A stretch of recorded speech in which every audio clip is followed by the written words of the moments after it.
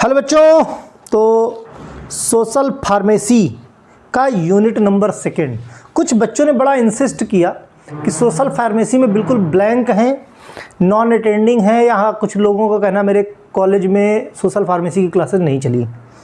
तो देखो क्या है, इतने कम समय में ज़्यादा कुछ तो पढ़ाया नहीं जा सकता, लेकिन एक बच्चे का मैसेज था कि एटलीस्ट चैप्टर 2 पढ़ा दीजिए, प्रिवेंटिव हेल्थ केयर। पहले तो उसने 2-3 चैप्टर की डिमांड की।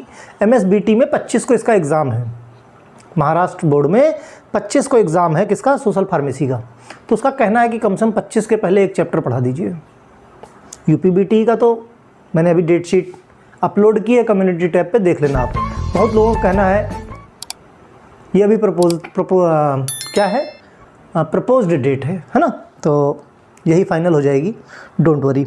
तो हाँ, प्रिवेंटिव हेल्थ केयर, देखो जो यूनिट है काफ़ी बड़ी है, इसके लिए 5 लेक्चर, मिनिमम 5 लेक्चर लगेंगे। तो पहले में हमने डेमोग्राफी एंड फैमिली प्लानिंग की बात की, यानी इस वीडियो में जो हम बात करेंगे डेमोग्राफी एंड फैमिली प्लानिंग की बात करेंगे। ठीक, प्रिवेंटिव हेल्थ केयर, प्रिवेंटिव मतलब बचाओ, health care means health care का, अपने हेल्थ का बचाव करने को हम क्या बोलेंगे, प्रिवेंटिव। और काफ़ी इसके टॉपिक्स हैं, जैसे इंट्रोडक्शन की बात करें, इंट्रोडक्शन में क्या क्या हम इस टॉपिक में कवर करने वाले हैं।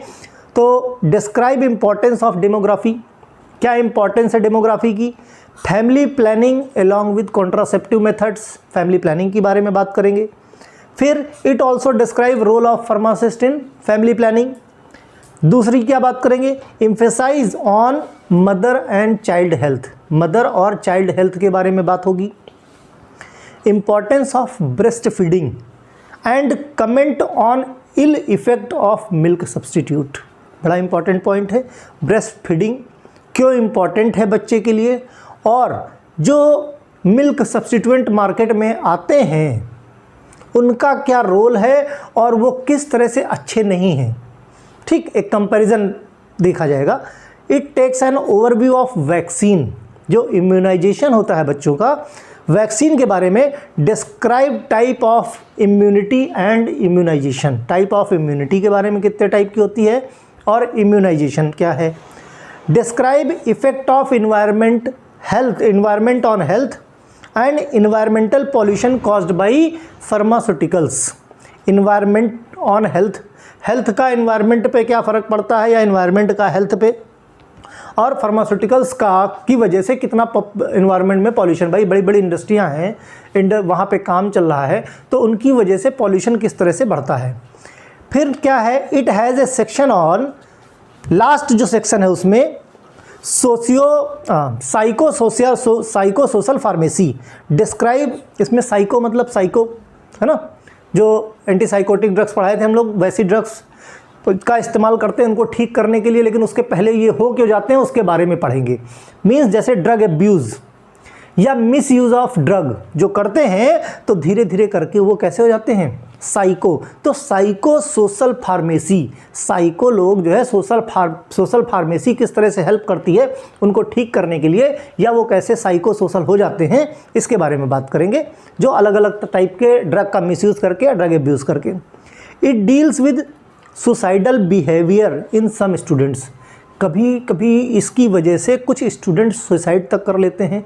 तो कुल मिला के इतनी चीज़ों के बारे में इस पर हम बात करने वाले हैं वीडियो में, जिसमें पहला तो हमने क्या बताया, डेमोग्राफी एंड किसके बारे में बात करेंगे, फैमिली प्लानिंग विद कॉन्ट्रासेप्टिव। जो पहला वाला पार्ट है इसको हम आज कवर करेंगे। डेमोग्राफी एंड फैमिली प्लानिंग इस वीडियो का मेन टॉपिक है। अब ग्लोबल सीन की बात करें, पहले ग्लोबली मतलब ऑल ओवर द वर्ल्ड की बात कर रहे हैं। अकॉर्डिंग टू डेमोग्राफर, कुछ डेमोग्राफर हैं, उन्होंने world population is expected to around 10 billion, 10 billion 2050 तक वर्ल्ड की पॉपुलेशन उन्होंने एक्सपेक्ट की है, जो कि अपने आप में बहुत ज़्यादा है।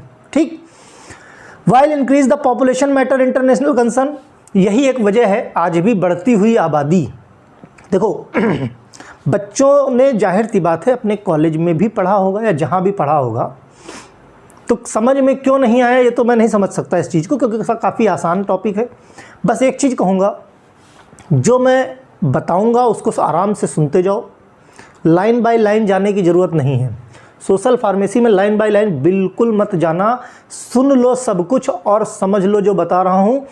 छोटे छोटे सेंटेंस बना के अपनी लैंग्वेज में लिख के आ जाना, नंबर अच्छे मिल जाएंगे। बस इतना ध्यान रखना, लाइन बाय लाइन जाओगे तो पॉसिबल नहीं है, अब तो वैसे भी कम समय है। ओके, तो while increasing the population matter of international concern, बढ़ती हुई आबादी पूरे वर्ल्ड की जो है आज की डेट में समस्या है, जिसमें से जो इंडियन पॉपुलेशन है नियरली 125 करोड़, ये 2011 का डेटा है, 2011 के आसपास का डेटा है। 125 crore in single most facing problem faced by us. हम लोग आज की डेट में जो सबसे बड़ी समस्या, चाहे अनएम्प्लॉयमेंट कह लो, उसके पीछे भी वजह यही है, बढ़ती हुई आबादी है ना, या महंगाई कह लो, XYZ कुछ भी कह लो, हर चीज़ के पीछे की वजह हमारे देश की बढ़ती हुई आबादी। यानी वर्ल्ड को तो पीछे छोड़ो, इंडिया भाई आज की डेट में चीन की पॉपुलेशन सबसे ज़्यादा है, लेकिन ये एक्सपेक्ट किया जा रहा है कि जिस तरह से हमारे देश की आबादी हर दिन बढ़ती जा रही, अगर कुछ किया नहीं गया तो आने वाले समय में कुछ सालों में ही हम लोग चीन को बीट कर जाएंगे, वहाँ से ज़्यादा हमारे यहाँ की पॉपुलेशन हो जाएगी। और जब पॉपुलेशन बढ़ जाएगी तो समस्याएं जो आज दिख रही हैं ये और विकराल रूप ले लेंगी, राइट। तो population leads to several other problem. जो भी प्रॉब्लम्स हैं ये सब किसकी वजह से हैं भाई? ज़्यादा लोग रहोगे, रिसोर्सेज आपके पास लिमिटेड है, रहने की जगह जो इंडिया के पास है वही है, पीने वाला पानी जो इंडिया के पास उतना ही है, जो जॉब्स हैं वो उतनी ही हैं, ठीक। तो अब लोग अगर बढ़ेंगे तो ज़्यादा लोग पानी पिएंगे, ज़्यादा लोग खाएंगे, ज़्यादा लोग रहेंगे, धीरे धीरे पानी हो, खाना हो, रोजगार हो, जगह हो, सब कम होता जाएगा। तो ये अपने आप में बहुत बड़ी प्रॉब्लम है, बढ़ती हुई आबादी, ठीक। बढ़ती, तो इसके लिए एक डेमोग्राफिक साइकिल है, किसी भी कंट्री का डेमोग्राफिक साइकिल इसी तरह से एक एक्सपेक्ट किया जाता है। हिस्ट्री में अगर हम बात करें तो 1950 के आसपास ये सजेस्ट किया गया था कि जो पॉपुलेशन ग्रोथ होती है किसी भी नेशन की, किसी भी कंट्री की, according to this cycle 5 stage में उसको डिवाइड किया गया है। 5 स्टेज में पहली स्टेज जो होती है that is high stationary phase stage. जब कोई नेशन स्टार्ट होता है, स्टार्टिंग में किसी नेशन की जब स्टार्ट होता है तो उस समय माना जाता है हाई स्टेशनरी स्टेज होती है। इस स्टेज की बात अगर करें, स्टेशनरी मतलब रुका हुआ, कुछ घट बढ़ नहीं रहा है, वो कब होगा? जितने पैदा हों उतने मर रहे हों, मीन्स डेथ रेट और बर्थ रेट, या बर्थ रेट और डेथ रेट के बीच का जो बैलेंस है वो बना रहे, जिसकी वजह से पॉपुलेशन स्टेशनरी रहेगी, बढ़ेगी नहीं, राइट भाई। जितने पैदा हुए उतने मर गए तो कहाँ से बढ़ने वाली है? तो ये पहली स्टेज हुई साइकिल की। दूसरी स्टेज की बात करें, अर्ली एक्सपेंडिंग स्टेज। धीरे धीरे करके जैसे जैसे ग्रोथ होती जाती है, डेथ रेट कम होती है और बर्थ रेट थोड़ी सी बढ़ती है। अब डेथ रेट अगर कम होगी, बर्थ रेट नहीं भी बढ़ेगी तो भी क्या होगा? पॉपुलेशन अर्ली स्टेज पे एक्सपेंड होना, लोग बढ़ना शुरू हो जाएंगे, ठीक। ये हुई दूसरी स्टेज। तीसरी स्टेज की बात करें, लेट एक्सपेंडिंग स्टेज। इस स्टेज में काफ़ी तेज़ी से बर्थ रेट तो कम हुआ, इस स्टेज में क्या, early expanding late expanding stage में, जो कि थर्ड स्टेज है, birth rate begins to decline. Birth rate कम हुआ, लेकिन जो डेथ रेट है वो बहुत कम हो गया। लोग डेवलप हो गए, उन्होंने टेक्नोलॉजी डेवलप कर लिया और मरने वालों की संख्या बहुत कम हो गई। बर्थ रेट पे तो कंट्रोल कर लिया, लेकिन डेथ रेट पे भी ज़्यादा कंट्रोल कर लिया। तो जो कंपैरिजन निकाला गया, बर्थ ज़्यादा हो रही है, मर कम रहे हैं, तो भी पॉपुलेशन बढ़ती जाएगी। ये थर्ड स्टेज की बात है, ठीक। तो population continue grow because birth rate is still higher than death rate, means पैदा ज़्यादा हो रहे हैं, मर कम रहे हैं। फिर फोर्थ स्टेज है लो स्टेशनरी फेज। फोर्थ स्टेज है लो स्टेशनरी फेज। इस फेज में क्या होता है, बर्थ रेट भी कम रहती है। लो स्टेशनरी फेज मीन्स अब फिर से स्टेशनरी होता जा रहा मामला, फिर से स्टेशनरी होता जा रहा है, मीन्स बर्थ रेट भी कम रहेगी और डेथ रेट भी कम रहेगी। It is fourth stage which is the population against become stationary. देखो स्टेशनरी से चालू हुए थे हम, स्टेशनरी से चालू हुए थे और स्टेशनरी पे फिर पहुंच रहे हैं, बीच में बढ़ने घटने का प्रोसेस चालू हुआ। ठीक, यहाँ पे क्या है, बर्थ रेट और डेथ रेट दोनों लगभग कम हो गए हैं। लास्ट आता है किसी भी नेशन का डिक्लाइन स्टेज। डिक्लाइन स्टेज क्या होता है? अब डिक्लाइन स्टेज क्या हुआ, मीन्स किसी भी नेशन का ख़त्म कैसे होगा, डेथ रेट बढ़ जाएगा। डेथ रेट क्या है, exceed the birth rate. Death rate बढ़ गया मीन्स अब पॉपुलेशन कम होनी शुरू हो जाएगी। कैसे होगी? जैसे किसी तरह की कोई वॉर शुरू हो जाए। अब सपोज करो रसिया और यूक्रेन की बात कर लो। रसिया और यूक्रेन, भाई माना कि रसिया बहुत ताकतवर है, यूक्रेन उसके सामने नथिंग, कुछ नहीं है, फिर भी बाहर से उसको सपोर्ट मिल रहा है, इसलिए काफ़ी देर तक अभी भी वो रजिस्ट कर रहा है, अभी भी वो लड़ रहा है। इवन देखा जाए तो वो नहीं लड़ रहा, बाहर की ताकतें रसिया से यूक्रेन का नाम लेके लड़ रही हैं। लेकिन अब देखा जाए यूक्रेन की बात करें, लोग मर ज़्यादा रहे हैं और बर्थ रेट उनकी कम है। अब ये उसकी डिक्लाइन स्टेज चल रही, अगर देखा जाए तो चल रही कि नहीं चल रही? बर्थ कम हो रही है और मर ज़्यादा रहे हैं। इवन रसिया में भी यही हो रहा है, जो भी जा रहे हैं कम मर रहे हैं, लेकिन फिर भी मर रहे हैं पहले के कंपैरिजन नेचुरल से ज़्यादा। इवन कोविड टाइम की बात करो, ऑल ओवर वर्ल्ड की बात करो, डेथ रेट ज़्यादा हो गया था कंपैरिजन टू बर्थ रेट। ठीक, तो इस तरह से ये 5 स्टेज होती हैं किसी भी नेशन की cycle. Cyclic change of population primarily depend on birth rate and death rate which turns, देखो शुरू में क्या बर्थ रेट पे डिपेंड करता था और डेथ रेट पे, which turns depend to improve health, जो कि डिपेंड करता किस पे, लोग जागरूक हो गए अपनी हेल्थ को लेके, डेवलपमेंट को लेके, फैमिली वेलफेयर प्रोग्राम्स एंड बहुत सारे इकोनॉमिक फैक्टर। लोगों को ये जागरूकता हो गई कि अगर फैमिली ज़्यादा बड़ी होगी, नंबर ऑफ पर्सन, भाई जैसे बीच में क्या चला था काफ़ी समय पहले 90 के आसपास, हम दो हमारे दो, मतलब ये एक्सपेक्ट किया गया था कि अगर 2 बच्चे रहेंगे तो उनकी जो परवरिश है वो बहुत अच्छे तरीके से की जा सकती है। लेकिन अगर नंबर ऑफ बच्चे ज़्यादा हो गए तो आपकी इकोनॉमी पे फ़र्क पड़ेगा, या तो कमाई इतनी ज़्यादा हो, है ना, तो हेल्थ पे और इकोनॉमी के जो फैक्टर्स हैं ये भी काफ़ी हद तक डिपेंड करने लगे इस चीज़ पे। ठीक, अब बात करते हैं पॉपुलेशन, और पॉपुलेशन में इंडिया की सिचुएशन क्या है। डेमोग्राफी का ही पार्ट है ना। 2011 की अगर हम बात करें, इंडियन पॉपुलेशन 1.21 करोड़ अप्रॉक्स, है ना, करोड़ ऑन एवरेज।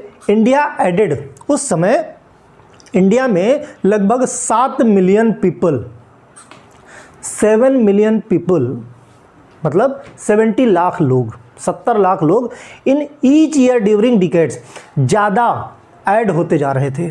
पॉपुलेशन हर दिन बढ़ रही, क्यों बढ़ रही? डेथ रेट हर दिन कम हो रहा है। ये माना जा रहा है कि 70 लाख या 7 मिलियन लोग हर साल ऐड हो रहे हैं। ठीक, जैसे एक डेटा निकाला गया, 10 मिलियन इन ईच ईयर 1961 से 1971 के बीच में। देखो 51 से 61 के बीच में लगभग 7 मिलियन लोग ज़्यादा पैदा हुए इन द सेंस कि ज़्यादा लोग जुड़े, मतलब जो रेशियो था बर्थ रेट और डेथ रेट का, मरने वाले का और पैदा होने वाले का, उसमें क्या है, ज़्यादा लोग हो गए, बर्थ पैदा ज़्यादा हुए और मरे कम, तो 7 लाख लोग ज़्यादा हो गए, 70 लाख लोग ज़्यादा हो गए, यानी 7 मिलियन। ये है 1951 से 1961 का डेटा। फिर बात करो अगले 10 साल की, ये 10 साल में निकाला जाता है, पॉपुलेशन रेट हर 10 साल में किया जाता है। फिर 1961 से 1971, 1961 से 1971 के बीच डेटा निकाला गया, 10 मिलियन लोग एक्स्ट्रा ऐड हुए, मतलब अब और ज़्यादा पैदा हुए और मरे और कम। फिर 1971 से 1981 यानी 1971 से 1981 का जब डेटा निकाला गया तो लगभग 13 मिलियन लोग ऐड होते चले गए। फिर 1981 से 1991 का डेटा निकाला गया तो 16 मिलियन ईच ईयर लोग बढ़ रहे हैं। फिर डेटा निकाला गया 1991 से 2001 का, लगभग 18 मिलियन, 18 मिलियन लोग एक्स्ट्रा ऐड हो गए। सोचो हर साल 18 मिलियन लोग बढ़ रहे हैं, तो पॉपुलेशन कहाँ चली जाएगी? पॉपुलेशन कहाँ चली जाएगी? हर साल इन द सेंस कि हर 10 साल पे, सॉरी, है ना, हर 10 साल पे इतने लोग एक्स्ट्रा ऐड हो रहे हैं। यानी 81 से 91 में 16 मिलियन और 91 से 2001 का जब डेटा निकाला गया तो 18 मिलियन लोग बढ़ चुके थे। इसी तरह से ये फिर डेटा लेटेस्ट का अभी अपडेट नहीं गया है बुक्स में, ये डेटा कहीं और से सर्च नहीं, सिर्फ बुक का डेटा है। मे बी कि किसी और राइटर की बुक देखो तो थोड़ा बहुत वेरिएशन मिल सकता है। ठीक, population growth this rate is limited land area. अब देखो पॉपुलेशन ग्रोथ हर 10 साल पे बताओ 18 मिलियन लोग ज़्यादा बढ़ रहे हैं, तो रहने के लिए जगह उतनी ही है लिमिटेड। नेचुरल रिसोर्सेज, खाना पानी का जो है, पेड़ पौधों का जो है, ऑक्सीजन ले रहे दे रहे हैं, समझे, ये सब कुछ लिमिटेड है। तो जाहिर सी बात है ज़्यादा लोग रहेंगे तो ज़्यादा जल्दी ये सब ख़त्म हो जाएगा। इफ़ द ग्रोथ रेट अगर इस तरह चलेगी जिस तरह चलती आ रही है तो माना जा रहा है कि 2025 तक, 2025 तक हम लोग पूरे वर्ल्ड में इंडिया की पॉपुलेशन सबसे ज़्यादा होगी। मीन्स इंडिया में take over China to become the most populous country in the world. 2025 तक चाइना को ओवरटेक कर देगा। किस टर्म में? पॉपुलेशन के टर्म में। पॉपुलेशन इंडिया की सबसे ज़्यादा हो जाएगी अगर जिस मैनर में बढ़ रही है पॉपुलेशन इसी मैनर में बढ़ती रही तो, और ये बहुत बड़ी आने वाली समस्या है। ठीक, फिर कॉन्सिक्वेंसेस क्या क्या हो सकते हैं अगर पॉपुलेशन बढ़ती है तो? आज की डेट में 130 करोड़ अप्रॉक्स मान लो, 130 करोड़ की पॉपुलेशन में लगभग 40% लोग ऐसे हैं, 40%, देखो ये हम नहीं बुक्स कहती हैं, ठीक, 40% लोग ऐसे हैं जो बिलो द पॉवर्टी लाइन, गरीबी रेखा के नीचे जीवन व्यतीत कर रहे हैं अपना।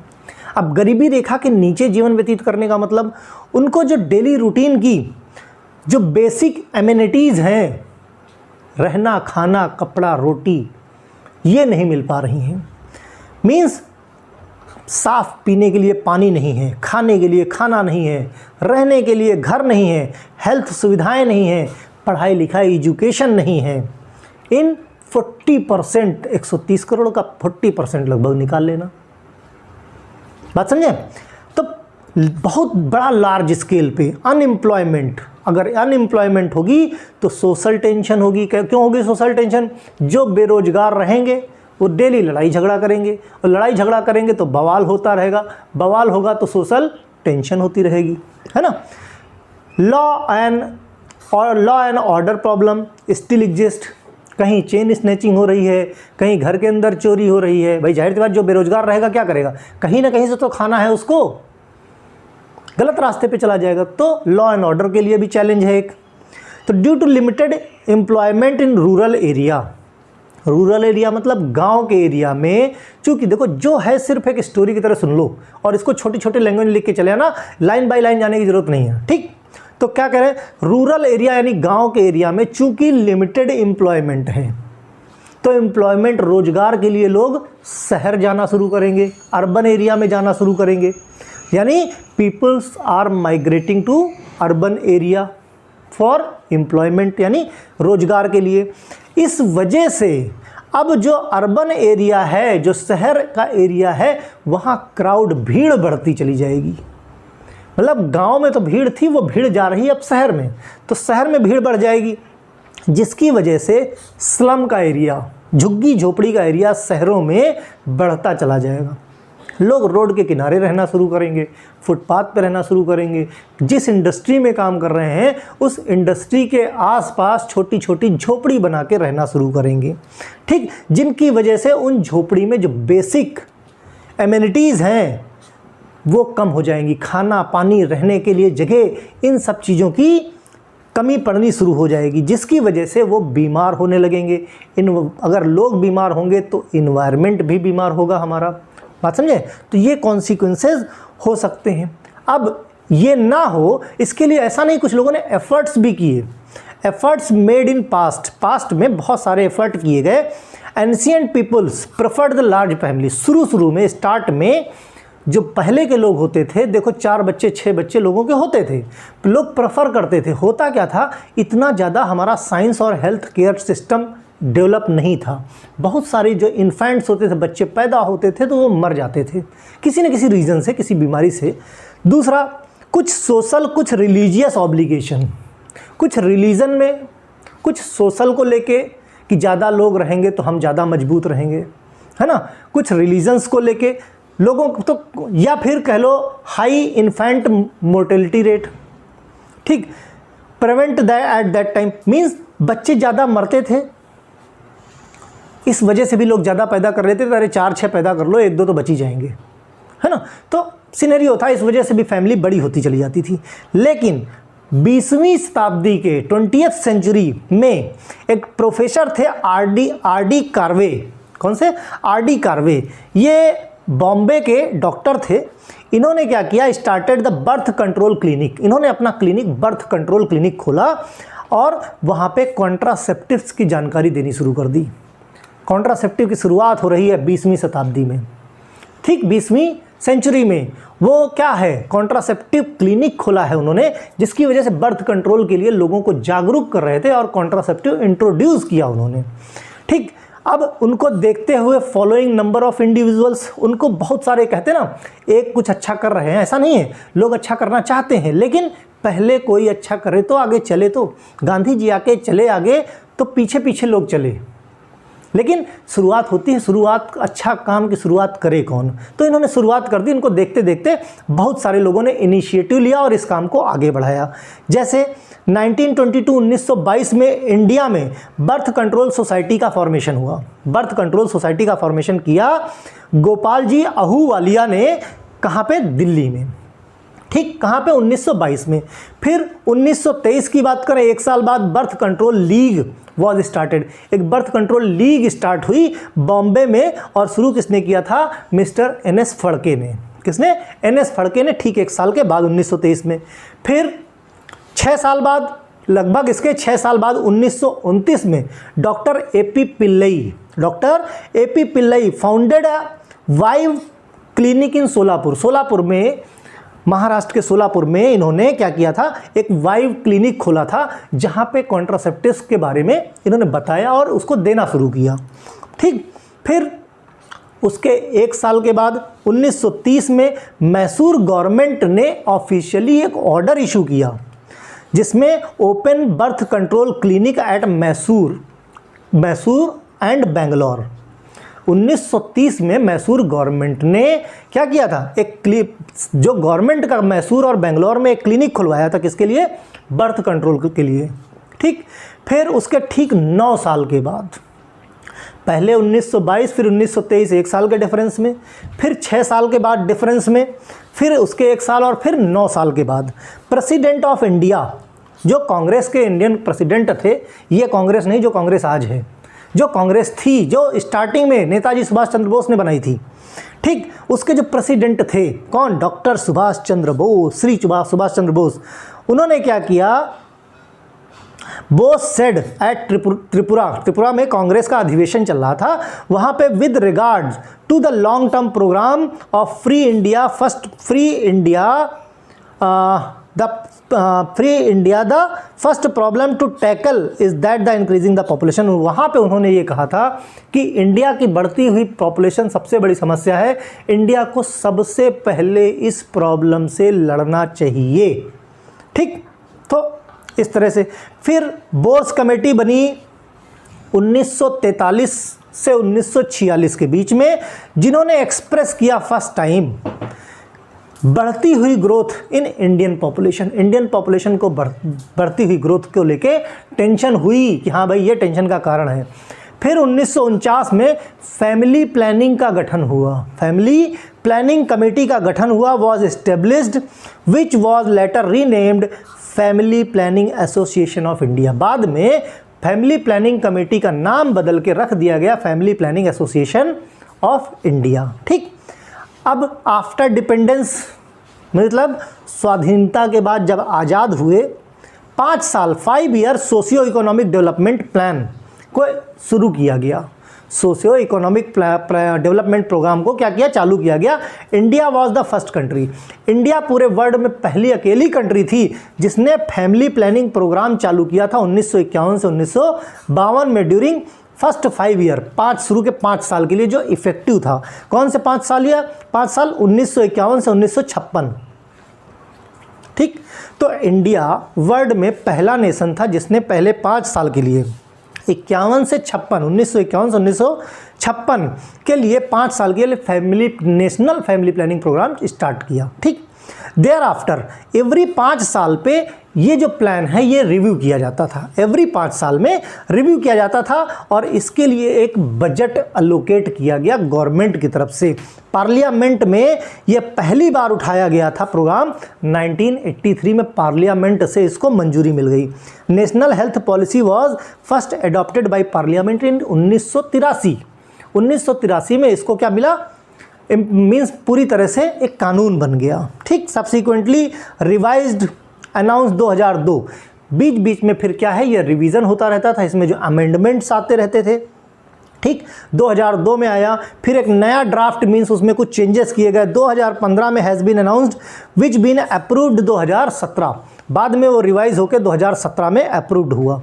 ठीक। कुछ फ्यू हेल्थ इंडिकेटर हैं किसी भी कंट्री के लिए, जैसे पॉपुलेशन कितनी 123.6 करोड़ 2014 में थी अपने इंडिया में। बर्थ रेट कितना था 22.22 बर्थ रेट पर 1000 पॉपुलेशन। 2013 में 1000 पॉपुलेशन पे बर्थ रेट कितनी थी 22.22। डेथ रेट कितनी थी, मरते कितने थे 7.4 डेथ। सोचो पैदा कितने हो रहे हैं 2013 में 22.2 और मर कितने रहे हैं 7.4। तो आप अंदाज़ा लगा लो कि आने वाले 22 और जाने वाले 7, तो लोग बढ़ेंगे। ठीक। फिर लाइफ एक्सपेक्टेंसी मेल्स में 2009 में बात किया जाए अगर तो लगभग 67 साल थी और फीमेल्स की 72 ईयर्स यानी 72 साल थी। ये 2009 का डेटा है, अब थोड़ा सा अपडेट हो गया है। फर्टिलिटी रेट की बात की जाए पर वुमेन 2013 में लगभग 2.5 बच्चा पैदा होता था, 2.3।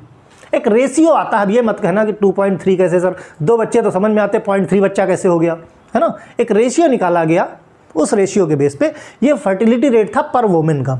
इन्फेंट मोर्टेलिटी रेट 1000 बच्चे अगर पैदा होते थे, मीन्स 1000 अगर जिंदा हुए तो 40 बच्चे केवल मरते थे, मीन्स 0.4%। तो मोर्टेलिटी रेट ज़्यादा हो गया और डेथ रेट बहुत कम, मीन्स नेग्लिजिबल हो गया। तो सिर्फ पैदा हो रहे हैं, मर नहीं रहे उतने, मरना भी नहीं चाहिए, है ना। तो अल्टीमेटली क्या है, लोगों की संख्या बढ़ती जाएगी, बात समझे। तो इस तरह से पॉपुलेशन भी बढ़ती जाएगी। तो population control goes beyond the family welfare. Family welfare से भी बहुत आगे निकल गया। कुछ सोशल फैक्टर्स हैं जैसे फीमेल लिटरेसी, वो औरतों का पढ़ा लिखा होना। दूसरा, लड़कियों की जो शादी की उम्र है, ये सारे फैक्टर्स हैं। ठीक। फीमेल एम्प्लॉयमेंट, जो औरतें हैं जो जॉब करनी शुरू कर दी, है ना। स्ट्रॉन्ग प्रेफरेंस फॉर सन, लोगों के अंदर बेटा होना चाहिए, बेटी नहीं होनी चाहिए। All have an impact effort taken population control, ये सारी चीज़ें पॉपुलेशन कंट्रोल। भाई फीमेल्स हैं, अगर पढ़ी लिखी हो गई, उनको जानकारी हो जाएगी कॉन्ट्रासेप्टिव्स कैसे यूज़ करते हैं, सेफ पीरियड अनसेफ पीरियड कैसे हैं, ज़्यादा बच्चे नहीं होने चाहिए, बच्चे के बीच में गैप होना चाहिए ना, बहुत सारी चीज़ें हैं। या जॉब करना शुरू कर दी, तो कुल मिला के ये सारी चीज़ें हैं। किसी को एक बच्चा हो गया तो ठीक, अब दूसरा नहीं करना है। Further peoples are more prone to accept message small family norms. धीरे धीरे करके लोगों के अंदर जागरूकता आई कि छोटी फैमिली ही अच्छी, छोटी फैमिली ज़्यादा अच्छी, क्योंकि जितने बच्चे होंगे उनको पढ़ाया लिखाया जा सकता है। They are assured the survival of the infant. अब मेडिकल हेल्थ केयर इतना एडवांस हो गया कि वो भी इंश्योर हो गए कि भाई बच्चा अगर पैदा होगा तो वो बच जाएगा, मरेगा नहीं, है ना। तो therefore reduction in infant child, धीरे धीरे इससे क्या होगा, बच्चों के बर्थ रेट कम हो जाएगी। ठीक। फिर great significance of success of family, और सबसे बड़ी चीज़, जब आने वाले कम हो जाएंगे तो अपने आप जो पॉपुलेशन रेट है वो स्टेशनरी हो जाएगा, रुक जाएगा। और यही सक्सेस है सबसे बड़ा फैमिली वेलफेयर प्रोग्राम का। भाई सक्सेस यही है ना, इसी के लिए चलाया गया था। For the success of family welfare programme, maternal and child care should have the top priority. माँ और बच्चा जो फैमिली वेलफेयर प्रोग्राम थे इसमें माँ और बच्चे की जान को बचाना और उनकी हेल्थ यही टॉप प्रायोरिटी पे रखा गया। ठीक, फिर कुछ फैक्टर्स हैं जैसे फर्टिलिटी फैक्टर। फर्टिलिटी फैक्टर भी भाई जाहिर सी बात है, अगर वेलफेयर प्रोग्राम चलाने हैं तो इन चीज़ों के बारे में पता होना चाहिए कि बच्चे किस पैदा होते कौन कौन से फैक्टर, जैसे फर्टिलिटी, जैसे outline of human reproductive organ. अब फर्टिलिटी अगर जानना है, फर्टिलिटी जानना है तो उसको अगर कंट्रोल करना तो उसके बारे में जानना चाहिए। तो पहले ह्यूमन रिप्रोडक्टिव ऑर्गन के बारे में जानना पड़ेगा, ऑर्गेनाइजेशन, फिर वो फंक्शन कैसे करते हैं ना, इसके बारे में क्लियर अंडरस्टैंडिंग होनी चाहिए, तब जाके हम कॉन्ट्रासेप्टिव की बात करेंगे। भाई कॉन्ट्रासेप्टिव जहाँ यूज़ होना है उन ऑर्गन्स के बारे में तो पता चले पहले। तो सबसे पहले हम पढ़ेंगे फीमेल रिप्रोडक्टिव सिस्टम। चूँकि रिप्रोडक्टिव सिस्टम में male reproductive, female reproductive system already बहुत डिटेल में हम पढ़ा चुके हैं। जिसने नहीं पढ़ा है HAP में प्लेलिस्ट में जाना, वहाँ ह्यूमन रिप्रोडक्टिव सिस्टम या female reproductive system, male reproductive system पढ़ सकते हो। ब्रीफ आउटलाइन जो है यहाँ पे हम दे देते हैं, बाकी डिटेल में आपको वहाँ मिल जाएगा। Ability to get child is known as fertility. बच्चा पैदा होना, कोई किसी के अंदर बच्चा पैदा करने की अगर एबिलिटी है तो मीन्स वो फर्टाइल है, और बच्चा पैदा करने की एबिलिटी नहीं है मीन्स वो इनफर्टाइल है। ठीक, इतना सा कॉन्सेप्ट है छोटा सा फर्टिलिटी का। अब कैसे होता है female reproductive system? Female reproductive system consist of 2 ovary होंगी। कौन कौन सी हैं? देखो फिगर मैंने बना रखा है, 2 ओवरी, 2 ओवरी के साथ 2 ओवरी ऐसे और ऐसे फेलोपियन ट्यूब होती है। ये फेलोपियन ट्यूब, एक ये फेलोपियन ट्यूब, 2 फेलोपियन ट्यूब, दोनों फेलोपियन ट्यूब जुड़ती हैं आके यूटरस से। ठीक, तो इसका मतलब एक होगा यूटरस। ठीक, फिर यूटरस के आगे का पैसेज जो होता है दैट इज कॉल्ड वजाइना। ठीक, leading to the surface of the body, means vaginal area ऐसा है जहाँ से स्पर्म की एंट्री होती है। एंट्री होगी, जाएंगे यूटरस में, यूटरस से जाएंगे फेलोपियन ट्यूब में, फेलोपियन ट्यूब में मुलाकात उसकी होगी किससे? मैच्योर्ड ओवम से, मैच्योर्ड एग से। फिर वो दोनों क्या करेंगे? एक दूसरे को फर्टिलाइज, मीन्स स्पर्म क्या एग को करेगा फर्टिलाइज, और अगर फर्टिलाइज कर गया तो फिर बन जाएगा जाइगोट, और फिर उसका इम्प्लांटेशन हो जाएगा कहाँ? यूटरस की एंडोमेट्रियम वॉल पे। ठीक, तो इसी से प्रेगनेंसी हो जाएगी, जेस्टेशन पीरियड स्टार्ट हो जाएगा 9 महीने का। बात करते हैं अभी बाद में। A women has 2 walnut shaped. Ovary का शेप कैसा है? वॉलनट टाइप का, जैसे अखरोट होता है उस तरह का ओवरी का शेप होता है। ओवा और एग सेल बोलते हैं। ठीक, each ovum contains, every ovum, सभी जो एग हैं उसके अंदर 23 क्रोमोसोम्स होंगे। ठीक, कैरिंग हेरिडिटरी कैरेक्टर, जो हेरिडिटरी कैरेक्टर मैटरनल से बच्चे में लेके जाते हैं, माँ से बच्चे में या पिता से बच्चे में। ठीक, यहाँ चूँकि फीमेल रिप्रोडक्टिव सिस्टम की बात कर रहे हैं, एग की बात कर रहे हैं, तो हम फीमेल से बच्चे में। तो और कौन रहता है उसमें? DNA, deoxy ribonucleic acid. ठीक, विसिनिटी ऑफ ईच ओवरी के साथ लगी रहती है। जैसे ये ओवरी, यहाँ पे ओवरी है और ऐसे जो ट्यूब है उसको बोलते हैं फेलोपियन ट्यूब, और कहाँ से लगी रहेगी? यूटरस से लगी रहेगी ना। Fallopian tube leads to upper part of uterus. देखो फिगर में एकदम क्लियर हो जाएगा। ठीक, यूटरस कैसा है? पियर शेप्ड का है। MCQ का क्वेश्चन, यूटरस का शेप कैसा है? पियर शेप्ड है। ओवरी का शेप कैसा है? वॉलनट शेप्ड है। MCQ। ठीक, hollow muscular organ of foetus grow. Uterus जो है हॉलो मस्कुलर ऑर्गन है जहाँ पे फीटस की ग्रोथ होती है। वो कौन सा एरिया है? यूटरस, यानी 9 महीने तक बच्चा कहाँ रहेगा? यूटरस में रहेगा। ठीक, अब नीचे का लोअर नैरो एंड यूटरस का कॉल्ड सर्विक्स। यूटरस का जो नीचे का एरिया है, नेक रीजन है, उसको बोलते हैं सर्विक्स, और यही एक वो एरिया होती है जो वजाइना के साथ मिलकर वजाइनल कैनाल बनाती है, जिस कैनाल से डिलीवरी के टाइम पे बच्चा बाहर जाता है, project into inner lining of the vagina. ठीक, तो सर्विक्स क्या है? नेक पोर्शन है यूटरस का, जिससे कि बच्चा जो है डिलीवरी के टाइम पे बाहर जाता है। अब वजाइना क्या है? वजाइना इज द पासेज, क्या है? Passage leading to the surface of the body, fold of the membrane partly covering shielding of the vagina, that is called hymen. That is called hymen. ये एक तरह की folded membrane होती है जो vagina को प्रोटेक्ट करके रखती है, इसको क्या बोलते हैं, हाइमेन बोलते हैं। ठीक, फिर वजाइनल ऑरिफिस, जो वजाइनल होल होता है वहाँ पे वो बंद रहता है, concealed on outside by 2 fold of skin, अंदर और बाहर दोनों साइड से, जिसको infold an organ that is called clitoris. ये देखो क्लाइटोरिस का फिगर देखो यहाँ पे बना हुआ है, दैट इज कॉल्ड क्लाइटोरिस। अब क्लाइटोरिस और कुछ नहीं, किसके लिए, यूरिन डिस्चार्ज के लिए होता है। जैसे मेल्स में यूरिन डिस्चार्ज और स्पर्म डिस्चार्ज दोनों के लिए एक ही पाइपलाइन होती है, पेनिस, वैसे ही फीमेल्स में यूरिन डिस्चार्ज के लिए क्लाइटोरिस और स्पर्म डिस्चार्ज के लिए बाकायदे क्या है, फैलोपियन ट्यूब है। ठीक, एग सेल ऑफ ओवा जो सराउंडेड होती है दैट इज स्पेशलाइज्ड सेल होती है, जिसको हम क्या बोलते हैं, follicle.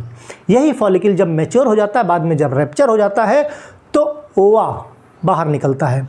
Many follicles are found in each ovary, एक ओवरी में बहुत सारे फॉलिकल्स बनते हैं, लेकिन ओवा कोई एक देता है, ओवा कोई एक जनरेट करता है। तो आफ्टर प्यूबर्टी मतलब जैसे एडल्टनेस आती है, जैसे फीमेल्स की बात करें 12-13 साल। ठीक, some follicles undergo development on about 28 day, 28वें दिन वो कंप्लीट डेवलप हो जाते हैं, मीन्स राइप हो जाते हैं। ठीक, follicle moves to the surface of ovary.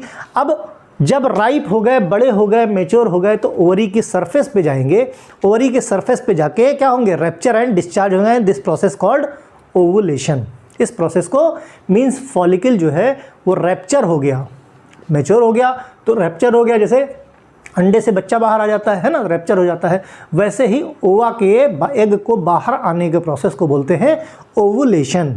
ठीक, तो ovum is taken by the fallopian tube. अब यहाँ से ओवम निकला, रैप्चर हो गया, निकल के आएगा तो फैलोपियन ट्यूब के अंदर से जाते जाते कहाँ पे, फैलोपियन ट्यूब में। फैलोपियन ट्यूब में क्या करेगा, वहाँ पे मिल जाएगा उसको स्पर्म। फैलोपियन ट्यूब में फर्टिलाइज, भाई अगर पूछा जाए कि ओवम का फर्टिलाइजेशन, एग का फर्टिलाइजेशन कहाँ पे होता है, तो एग बनता तो ओवरी में है। ठीक, ओवरी से ओवुलेशन होता है, ओवुलेशन के थ्रू उसको कैच कर लेता है फ्रिंजेस जो लगी होती हैं, कौन का है कि फैलोपियन ट्यूब की। फैलोपियन ट्यूब इसी को बोलते हैं ओविडक्ट। ठीक, ओविडक्ट, यहाँ पे एक पार्ट होता है एम्पुला, जो पार्ट होता है वहीं पे दूसरी तरफ से आता है स्पर्म। स्पर्म और एग का की जब मुलाकात होती है तो एग ओवा को क्या करता है, फर्टिलाइज कर देता है। ठीक, अगर फर्टिलाइज हो गया, ठीक, fertilize ovum known as zygote, इसको क्या बोलते हैं, जाइगोट। और फिर ये धीरे धीरे चलना शुरू करते हैं, कहाँ पे चलना शुरू करेंगे, यूटेरस की तरफ।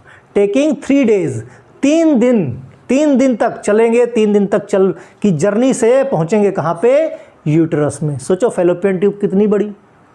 ठीक, वहाँ फर्टिलाइज होंगे, उसके बाद चलना शुरू करेंगे और पैदल पैदल चलेंगे, चलने के बाद पहुँचेंगे यूटेरस पे।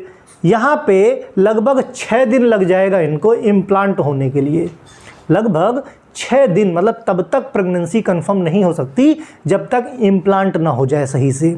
अगर कहीं फैलोपियन ट्यूब में ही इम्प्लांट हो गया, जो फर्टिलाइज जाइगोट है, फर्टिलाइज हुआ है, अगर इम्प्लांट हो गया फैलोपियन ट्यूब में, तो इसको बोलते हैं एक्टोपिक प्रेगनेंसी, जो कि मदर के लिए बहुत हार्मफुल है। ऐसी प्रेगनेंसी रूल के अकॉर्डिंग एबॉर्ट कर देनी चाहिए, मीन्स उसको क्या कर देना चाहिए, ख़त्म कर देना चाहिए। ठीक, अदरवाइज माँ की, मदर की हेल्थ के लिए बहुत डेंजरस हो सकता है। ठीक, तो कुल मिला के 6 दिन लग जाता है इसको, और 6 दिन तक इसको जो नरिशमेंट मिलता है, कहाँ से मिलता है, हम नरिशमेंट, भाई जाहिर सी बात, इसको भी तो न्यूट्रिशन चाहिए, पोषण चाहिए, वो मिलता रहेगा यूटेराइन की लाइनिंग से, यूटेरस की लाइनिंग से। ठीक, देन गेट एम्बेडेड, 6 दिन के अंदर ये क्या होगा, जो यूटेरस की एंडोमेट्रियम है उसके अंदर एम्बेडेड हो जाएगी, उसके साथ चिपक जाएगी। ठीक, उसके साथ चिपक जाएगी और फिर डायरेक्टली मदर से क्या लेगी, नरिशमेंट लेती रहेगी और जेस्टेशन पीरियड शुरू हो जाएगा। फिर 9 महीने बाद फाइनल डिलीवरी हो जाएगी। एक तो ये प्रोसेस है। ठीक, अगर ओवम रिलीज हुआ और फैलोपियन ट्यूब से चला, अगर फर्टिलाइज नहीं हुआ, एक तो केस हमने जो देखा, अगर फर्टिलाइज हो गया तो कैसे कैसे इम्प्लांट होगा। अगर फर्टिलाइज नहीं होता है तो फिर पहुंचेगा वो कहाँ पे, यूट्रस पे, वहाँ इंतजार करेगा कि शायद स्पर्म मिल जाए। ठीक, आफ्टर प्रिपेयर द लाइनिंग, और उसी चक्कर में एंडोमेट्रियम का काम क्या है, वो तो भाई अपनी एंडोमेट्रियम की लाइनिंग बना रहा है कि शायद उधर से ओवम और स्पर्म का जाइगोट आएगा और वहाँ पे इम्प्लांट होगा, इसलिए उसकी एंडोमेट्रियम की लाइनिंग बनेगी। ठीक, टिश्यू उसको क्या करेंगे भाई, ढेर सारे टिश्यूज़ क्या करेंगे, उसको बनाना शुरू करेंगे, बनेंगे, और जब बनने के बाद ये पता चलेगा कि भाई ओवम सर झुका के आया कि भाई फर्टिलाइजेशन नहीं हुआ, और उसी फर्टिलाइजेशन नहीं हुआ तो वो अपनी जान दे देगा, रैप्चर हो जाएगा, और एंडोमेट्रियम रोना शुरू कर देगी कि भाई इस बार भी क्या हुआ, फर्टिलाइजेशन नहीं हुआ, तो इम्प्लांट नहीं हुआ, मेहनत बेकार, रोना शुरू कर देगी, और एंडोमेट्रियम रो रो के टूटने लगेगी। और जब टूटने लगेगी तो ब्लड का फ्लो वजाइना के थ्रू बाहर आने लगेगा। इसी प्रोसेस को बोलते हैं मेंस्ट्रुअल फ्लो। मेंस्ट्रुअल साइकिल जो है, सो स्टार्ट के जो 5 डेज जो ब्लीडिंग होती है वो इसी वजह से होती है। एंडोमेट्रियम जो यूट्रस के अंदर है, जहाँ इम्प्लांट होता है, वो एंडोमेट्रियम टूटना शुरू हो जाता है। ठीक, तो वोमेन, और ये जो होता है women to women menstrual cycle थोड़ा सा वेरी करता है। अप्रॉक्स 28 डेज़ के कॉन्सिक्वेंसेज इसके होते हैं, जिसमें फर्स्ट 5 डेज़ जो इवेंट हैं, फर्स्ट 5 डेज़ को बोलते हैं मेंस्ट्रुअल फ्लो या ब्लीडिंग फेज़। मेंस्ट्रुअल फ्लो या ब्लीडिंग फेज़ बोलते हैं फर्स्ट 5 डेज़। फिर 5 दिन हो गए, फिर छठे से 11वें दिन, भाई कोई कब तक रोएगा, कोई कब तक रोएगा। ठीक, रोना खत्म 5 दिन में, 5 दिन में फिर वो अपने को संभालना शुरू करती है, फिर से यूट्रस संभालना शुरू करता है। Repair the lining of formation of lining, फिर से नई शुरुआत कि अब हम फिर से बनाना शुरू करेंगे, शायद अगली बार फर्टिलाइजेशन हो जाए। तो 6 से 11 दिन में क्या होती है, फिर से रिपेयरिंग एंडोमेट्रियम की चालू हो जाती है। फिर 12वें से 13वें दिन जब ओवुलेशन, फिर से हुआ ओवुलेशन, और ये ओवा फिर चलेगा फैलोपियन ट्यूब में, तो 14 से 22 दिन फर्दर डेवलपमेंट ऑफ एंडोमेट्रियम। 14 से 22 दिन तक एंडोमेट्रियम बढ़िया तैयार हो गई, फिर से सिक्रीशन ऑफ न्यूट्रिशन के लिए जाइगोट को। ठीक, फिर 23rd day implantation of zygote, यानी 23वें दिन इम्प्लांटेशन ऑफ जाइगोट होता है, अगर फर्टिलाइज हुआ। अगर नहीं फर्टिलाइज हुआ, if ovum does not get fertilized again, तो क्या होगा, 29वें दिन नेक्स्ट मेंस्ट्रुअल साइकिल फिर से, यानी फिर से एंडोमेट्रियम का रोना शुरू हो जाएगा। इसीलिए क्या होता है, 28 दिन का ये साइकिल होता है। अगर 28 दिन पे नहीं पूरा हुआ तो 29वें दिन से फिर एंडोमेट्रियम रोना शुरू कर देगी कि फिर फर्टिलाइजेशन नहीं हुआ, और फिर क्या होगा, फर्टिलाइजेशन नहीं हुआ तो ब्लीडिंग चालू हो जाएगी, और ये साइकिल इसी तरह से चलता रहता है। ठीक, तो ये बात हुई किसकी, मेंस्ट्रुअल साइकिल और फीमेल रिप्रोडक्टिव सिस्टम की। ठीक, अब मेल रिप्रोडक्टिव सिस्टम, भाई कॉन्ट्रासेप्टिव पढ़ेंगे तो मेल रिप्रोडक्टिव सिस्टम को के बारे में पता होना चाहिए।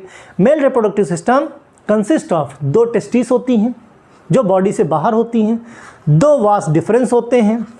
ठीक, वास डिफरेंस होंगे, वास डिफरेंस क्या करेंगे भाई, जो टेस्टिस स्पर्म बनाएंगी उसको लेके जाएंगे। ठीक, 2 सेमाइनल वेसाइकिल होंगे जो नरिशमेंट का काम करेंगे, एक प्रोस्टेट ग्लैंड होगी, एक कॉमन इजाकुलेटरी डक्ट होगी जो ज्वाइन करेगी यूरेथ्रा से, और which open in exterior opening that is called penis, जो कि एक्सटीरियर ओपनिंग से क्या करेगी। अब फिगर को देखोगे तो एग्जैक्टली क्लियर हो जाएगा। ये भाई टेस्टिस हैं, 2 टेस्टिस देखो हो गई, एक टेस्टिस ये हो गई, एक टेस्टिस ये हो गई। टेस्टिस से जुड़ा हुआ है ये जो पाइपलाइन गई है, इसको बोलते हैं क्या, वास डिफरेंस। ये है आपका सेमाइनल वेसाइकिल। एक है प्रोस्टेट ग्लैंड। प्रोस्टेट ग्लैंड किससे जुड़ेगी, आपकी यूट्रस से। यूट्रस से बाद में जुड़ते हुए, क्योंकि देखो क्या है, मेल में स्पर्म ले जाने की और यूरिन ले जाने की दोनों की डक्ट एक ही है। इजाकुलेटरी डक्ट जो पेनिस है, दोनों, चाहे सूसू हो और चाहे स्पर्म हो, दोनों यहीं से निकलेगा पेनिस से। ठीक, दोनों के लिए एक ही सिस्टम है। जैसे फीमेल्स में अलग अलग था, मेल्स में एक ही है। तो sperm are formed in testis, sperm क्या बनते तो टेस्टिस में हैं, ट्रेवल करते हैं वास डिफरेंस से। वास डिफरेंस से जो पाइपलाइन है, फिगर देखो समझ में आ जाएगा। ठीक, और डिफरेंस से होते हुए कहाँ पहुँच जाएंगे, डक्ट ऑफ पेनिस में। इजाकुलेशन के समय ब्रॉड द रिस्पॉन्स, जब लव मेकिंग होगी, मेल और फीमेल की लव मेकिंग होती है, तब स्पर्म बॉडी से बाहर आ जाता है।